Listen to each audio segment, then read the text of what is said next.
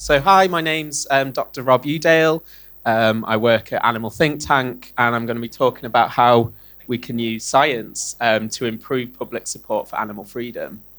So kind of before I get into the thick of it, I'm going to talk a bit about my background first. I was trained as a cognitive psychologist, which is the study of how we think and how the brain processes information.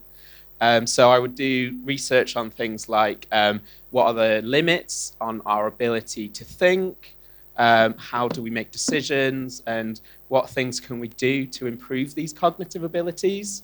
So I spent quite a lot of time sitting in dark windowless rooms, asking people to press buttons on a computer, and then from measuring their reaction times, we can make inferences about the way they're processing that information. And then one day, sometime around the end of 2021, I became vegan. And similar to Matthew mentioning this morning that he was asked the question, like, what are your skills? Like, use your skills that you've got. I asked myself, how can I use my knowledge and research skills to help the animals?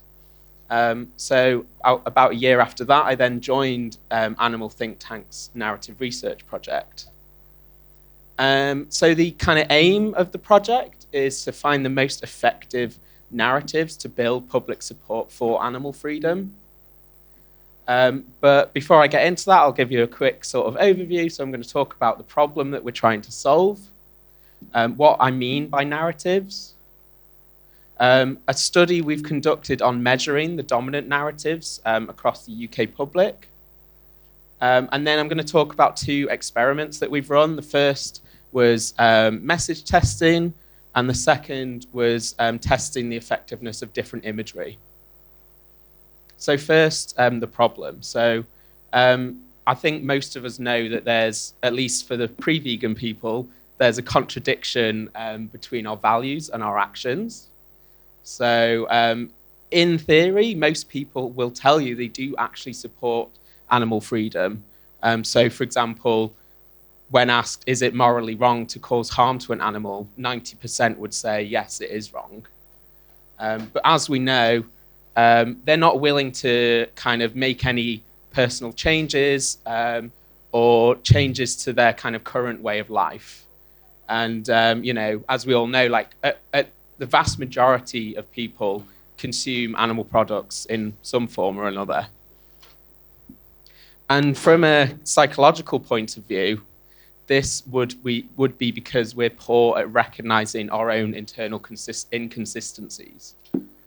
So this is because when we're confronted with some information that kind of implies that maybe we're not super highly moral people, rather than kind of accepting that and doing something about it, it's easier to kind of create narratives or stories about ourselves which maintain this kind of positive self-image that, we're not all perfect, but on the whole, we're pretty good people.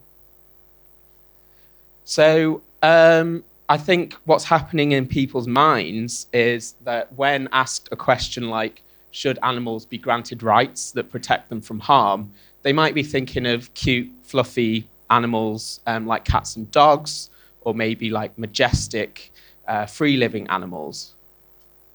But when it comes to the question of if someone's told that they should go vegan for the animals, what they're actually thinking about is how that would affect their personal choice, their lifestyle, the products that they're able to consume, and maybe particularly in the current climate, the potential financial cost of that as well.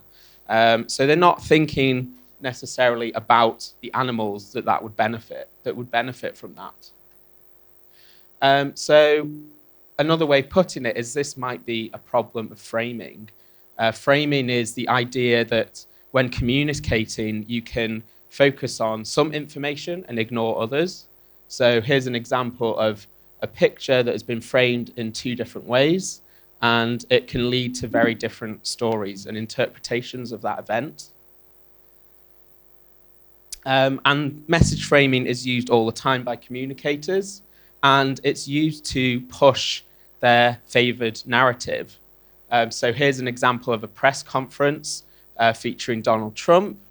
And two media outlets recorded the exact same conference, but by focusing on the particular parts of that conference, they were able to come to vastly contradictory conclusions about what happened. So perhaps if we can find kind of new narratives that can change the way people frame the issue, maybe we can stop them from thinking about how this is going to affect their personal freedoms and get them thinking, oh, sorry. Oops. Animations are broken. There's supposed to be a cute animal appearing there. Get them thinking about the pigs, the sheep, the cows, the chickens that are being saved by that choice. Okay. So what do I mean by narratives? So a narrative is a big, powerful idea that's shared across many people. And it's something which propagates throughout a culture. So this could be in the form of, for example, stories, myths, or images and messages. And it influences the way we interpret events, so our perception, as well as how we behave, so our social norms. There we go. So one example of a narrative in America is the American dream. This is the idea that through hard work, determination, and self-reliance, anyone can make a good life for themselves, and that affects the types of jobs people go for, the types of houses they buy, or the action heroes that they favor in movies. And here's an example of how certain narratives can be propagated. So I have a 2-year-old and we get given books quite often, and a lot of the time it'll be what life is like on the farm, and it depicts kind of happy animals, kind of milling about, being cared for by the farmer, and no kind of connection as to why are they there in the first place. And this, I think, from a very young age, kind of entrenches this idea that actually this is where these animals belong, and that's a good thing for them. So the Narrative Research Project, the idea is that if we can understand how people are thinking, we can change the frames and narratives to change how they think about the issue. So next I'll talk about one of the studies we ran where we've been trying to measure the dominant narratives that are kind of propagating through the UK. So our research takes two different forms. The first is kind of focus groups and interviews where we sit down and talk to people, kind of get an in-depth understanding of the way they think about the issue. And then the second are these large-scale surveys, which I'll be talking about, where it's more of a breadth approach and we can kind of quantify and measure people's attitudes, their beliefs, their thinking patterns, and so on.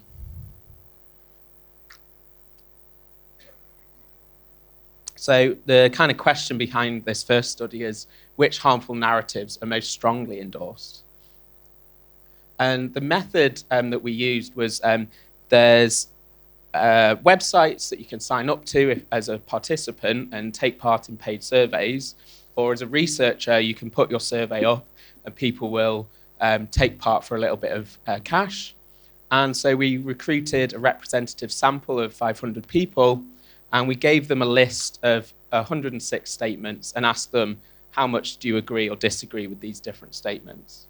So just to kind of give a couple of examples, they would see things like a diet without meat lacks certain nutritional elements, it is morally wrong to cause harm or suffering to animals, or human life is more valuable than the life of other animals. I won't do like an interactive thing because I feel like I know what everyone's going to say. And so we collect all this data and then we run it through some clustering algorithms that try to find groups of responses that kind of correlate with each other. And then we can kind of say, well, these questions are kind of tapping into this same kind of belief or narrative. So in this particular study, we found 7 narratives, and I'm going to talk about like the top 3. So at number 3 is kind of meat eating justifications. So I Curious, have you heard of the four N's? Put your hands up if you have.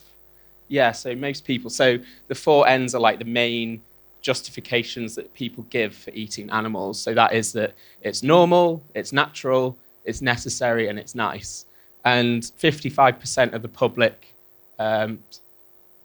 would agree with these, and they endorse these justifications. And this is a narrative that's quite heavily pushed by the industry. So the We Eat Balanced campaign have put out ads similar to this, which are basically saying, look, the only way you can have a healthy, delicious, nutritious meal is with meat as the center of the dish.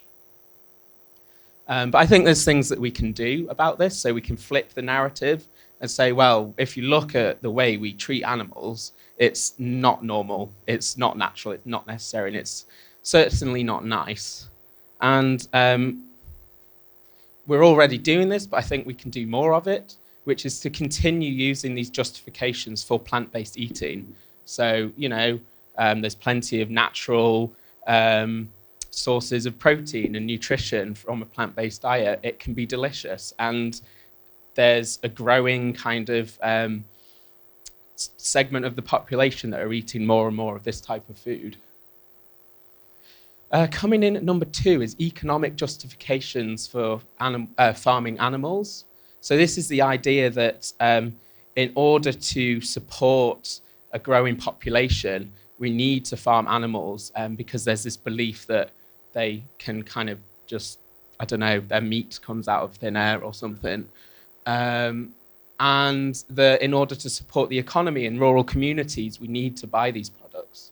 And 80% of people agree with this narrative.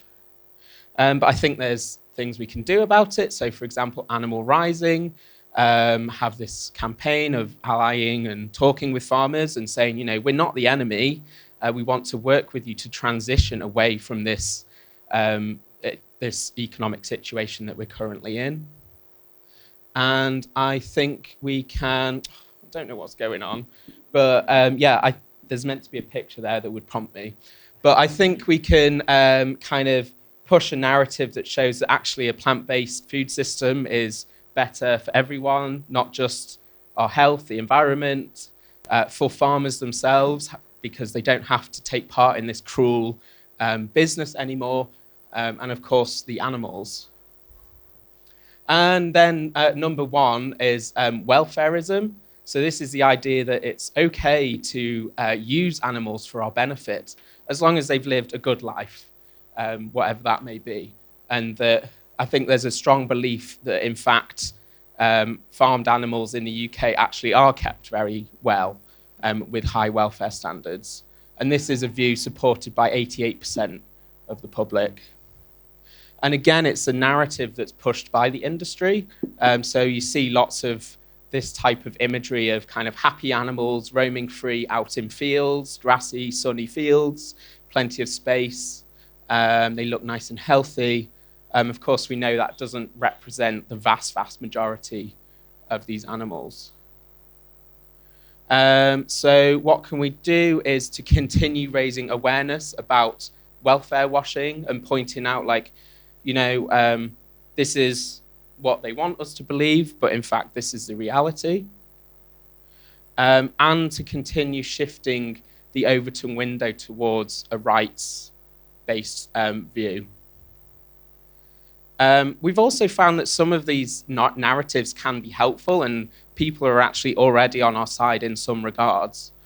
So, for example, sentientism is the idea that animals are conscious beings with their own individualities, their own perceptions, they have emotions, pain, and so on, and therefore they deserve some moral consideration.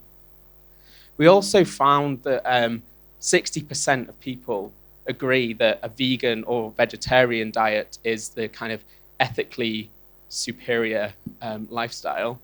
I don't think we used that word in, but but I think this is good news because it says it shows that people are ready to kind of shift in our direction, and that maybe what's holding them back is a lot of these dominant narratives and kind of social norms which are keeping people in the old way of doing things. So next I'm going to talk about one of our experiments where we were testing different messages that conveyed different narratives.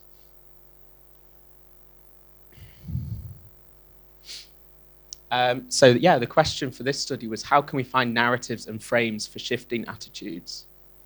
And so the kind of general approach is we recruit a load of participants through these online participant panels, and we split them up into equal-sized groups, and then each group is exposed to a different narrative in the form of reading a message about animal rights.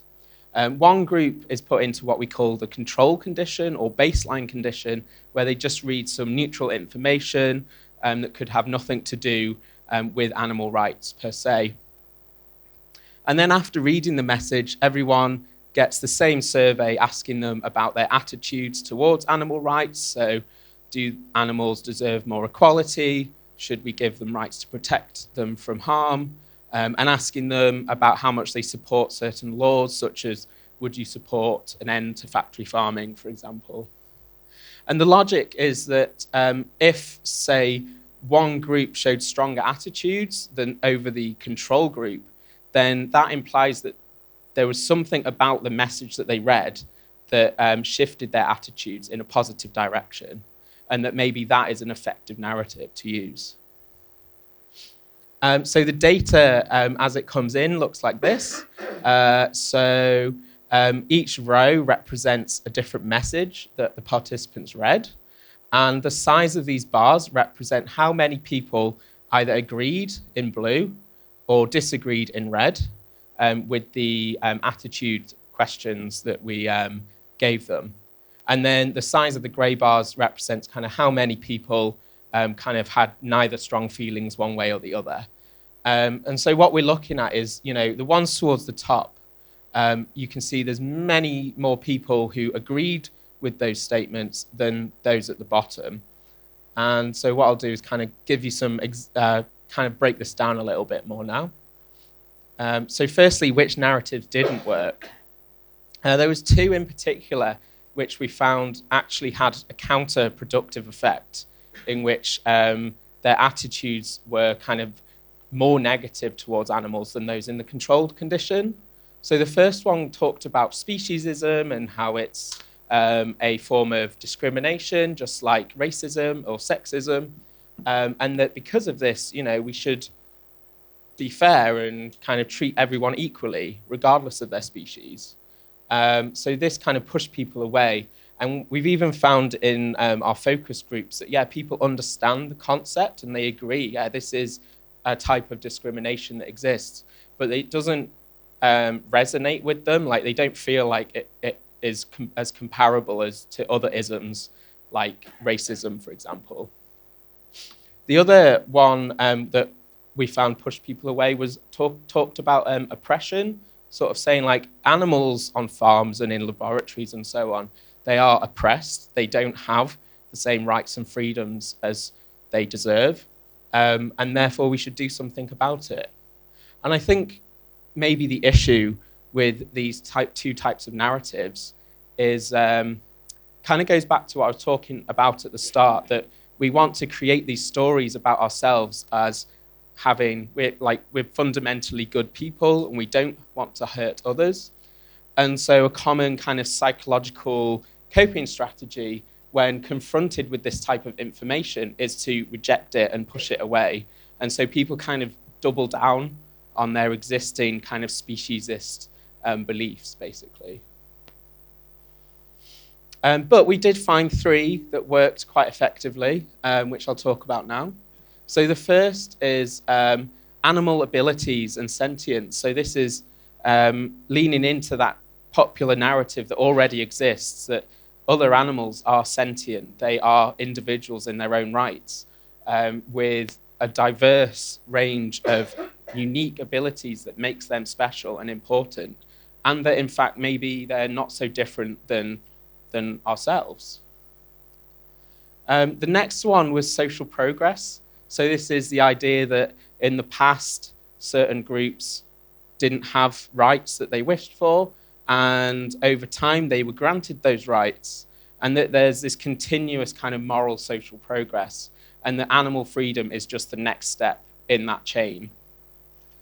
And then thirdly, the third kind of effective type of narrative we found was morality. So kind of reminding people like this is a moral issue, but not just kind of, wagging fingers at people and telling them that they are immoral, but asking people to kind of reflect on their own moral intuition. So if you see slaughterhouse footage, for example, and it evokes some feeling in you, well, that's your moral intuition telling you maybe something is wrong here. So these people that read these three messages basically showed greater support for other animals having more equality, more rights and freedoms to protect them. Next, the image testing experiment. So the question here was, can we measure the effectiveness of different advocacy materials? And imagery, posters, I think it's a cornerstone of the movement, widely used. But I don't think we have a strong grasp, at least we haven't done much experimentation on figuring out which of these types of messaging are actually effective. So like I mentioned, we've discovered that certain messaging can push people away. So if we're using that in our outreach materials, maybe it could be counterproductive. So we ran an experiment to measure the effect of these types of posters on people's attitudes. And we varied the imagery that was used. We varied the slogan or the narrative that accompanied that image. And we also measured 3 calls to action, which were go vegan, support a transition to a plant-based food system, and support a transition away from farming animals.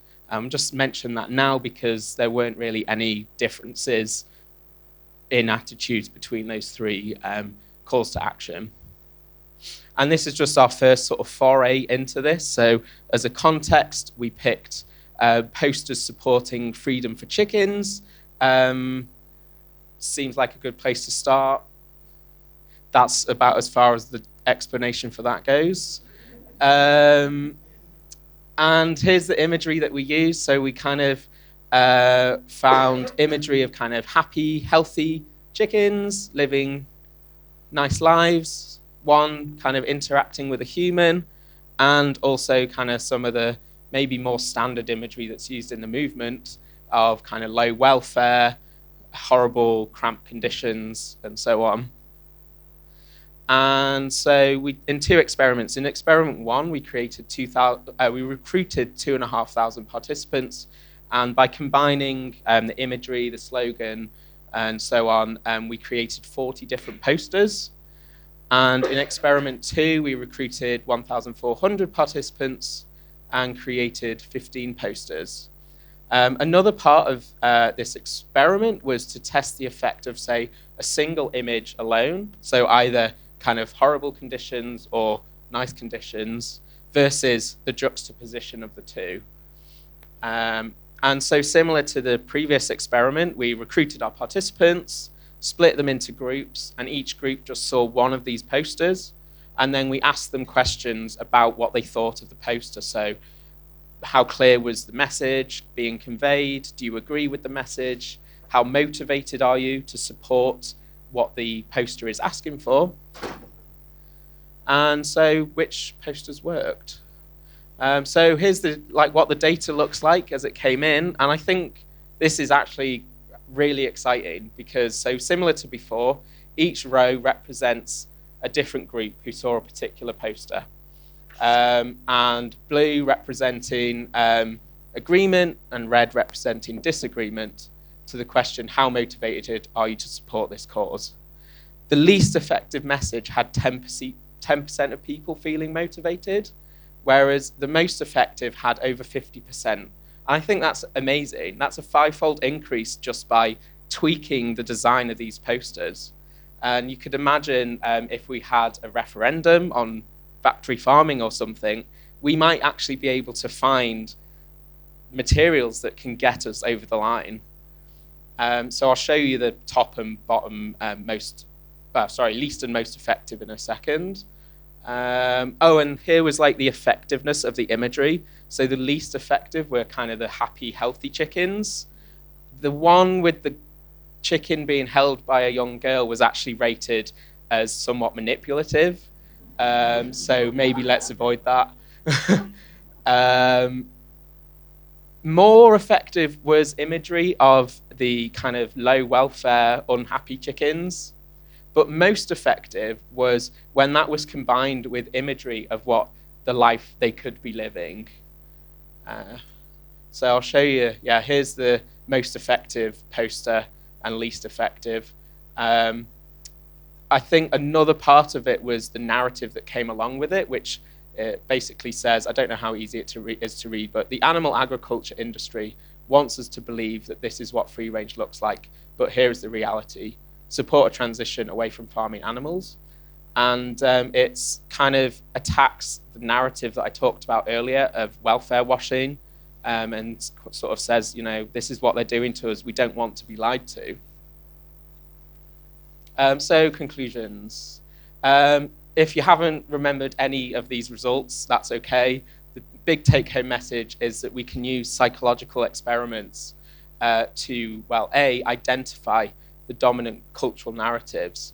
And I think this is useful because, we can identify what work needs to be done, but we can also measure how these narratives change over time. So if we run that experiment again in 5 years' time, we can see have attitudes shifted. And then B, we can determine the most effective messages and narratives for winning public support. And I think there's huge potential for boosting the effectiveness of our campaigns by doing these sorts of studies. The take-home message is that we can use science to improve public support for animal freedom. If you would like to have more of a deep dive into the science, we have our research reports on our website, and from our results, we put together a messaging guide, which is open and free for the people within the movement to use, which we would really love for you to use and hope that it helps in your messaging. We're currently working on the second iteration of this, which we're hoping will be out later this summer. And we'd also really like to collaborate. So we're going to shortly be running a crowdsourced message testing study where we are asking people from across the movement to submit messages for us to test. So this could be previous campaigns or maybe even potential future campaigns. And we want to collaborate with groups and organizations in the movement to pilot test messaging that they would like to use, and hopefully this can boost the effectiveness of their campaigns. So coming up right after me is the brilliant Natalie Brain, who will be talking about why having a narrative strategy is key to winning animal freedom. I really highly recommend this talk, as she talks more about this kind of narrative strategy. And so I'd like to thank you for listening, and I welcome questions.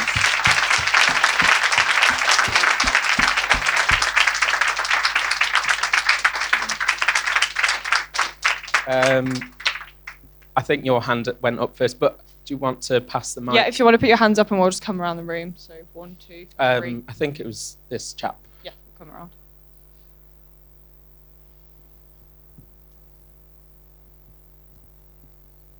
Thanks. Really fascinating stuff. And I'm just thinking back to framing stuff. And I'm working in academia at the minute, so I'm thinking back to the Snow and Benford stuff on framing, right? And the extent to which frames work is, some kind of function of the way they resonate with people, right? Frame resonance and how much they align with people's conception of empirical reality. But one aspect of frame resonance is also people's perceptions of the credibility of the messenger. And I was struck by the posters. They don't have organizational names attached to them. Mm-hmm. So I was wondering if you had thought about that, had planned to incorporate that aspect into it. If you have any reflections on not just the message, but the self-presentation of the messenger in terms of what do we call our organizations, how do we describe ourselves to the people that we're actually trying to communicate these narratives to? Yeah, thanks. Great question. It's certainly something that's in the pipeline, I suppose. So trusted messengers is something we're thinking about and we'll be testing in the future. Don't have any data on it yet, I'm afraid. Some of the responses to that survey did actually say, like, if you put a logo on it, we might trust it more or something. I imagine if we put like Peter on there or something, it could probably push most people away. So it's an experiment that we need to do. My hunch is maybe people like farmers who want to transition or have transitioned. They're quite well trusted by the public. Vets, yeah. Oh yeah, we did do one study. In one survey, we did ask about who they trusted, and the most highly trusted were animal welfare charities. Animal rights groups were quite well trusted, and the least trusted were politicians. So, yeah. Let's say on the front. I think I'm not doing a good job at keeping track of who put their hands up first. Sorry. I'm sure everyone will get their turn. Yeah. Hi, Rob. One thing is that I'm currently looking at a project on sort of messaging. So we'll talk afterwards and see if there can be some study collaboration there. One question I have for you right now, though, is particularly in instances where some people endorse a message and some people don't endorse, or a narrative and some people don't endorse a narrative.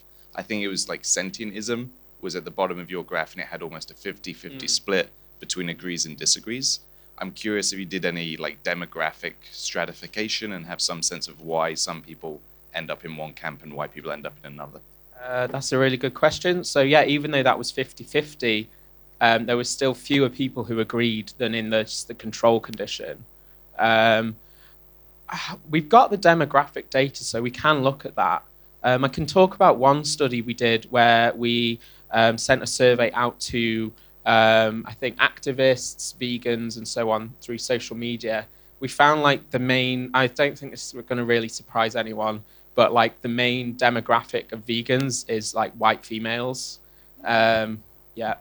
And we're, something else that's in the pipeline is we're planning on doing some segmentation. So kind of asking a battery of questions and trying to identify, like, are there different clusters of people and are they receptive to certain types of messaging? Yeah, my hypothesis is that, for example, I don't know, someone on the right side of the political spectrum would react very differently to someone on the left, for example. Yeah, thanks. Lady near the back. Yeah. Yeah. Hi, Rob. Hi. Thanks so much for that. I thought that was fascinating. I'm Melda from the Open University. Funny you said that about the demographic of who's most likely to go vegan.